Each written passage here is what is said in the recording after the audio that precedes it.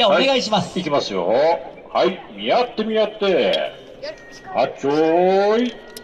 残った。さあ、ピカエルとそしてレルキさんの、はい、B ブロックの決勝ですね。おーと組み合っておる。今回がっぷりお互いがいい感じで、やっぱ相撲らしくね。大丈夫か？残った残った。やっとなんかちょっと相撲らしくなったかな。ね、なりましたね。はい、残った残った。組み合って組み合って。はい。どうした？ちょっと待って。ストップストップ。ちょっとストップ。何これはまさか作戦だったんじゃないたけちゃん。たけちゃん。これピカエルの卑怯な作戦だったんじゃない？違うの？事故？同じ体勢から。再開。いきますよ。残った残った。残った残った。頑張れピカリア。あー、残った残った。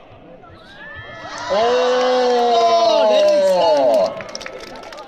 レルヒさんの今のは何？大外刈りですね。大外刈りで。大外刈りね。はい、レルヒさん勝ちました。結構これいい試合でしたね。いい試合、まともな相撲でしたね。まともな相撲でしたね。久々に見ました。はい、ピカエル、レルヒさん、ありがとうございます。勝者はレルヒさん。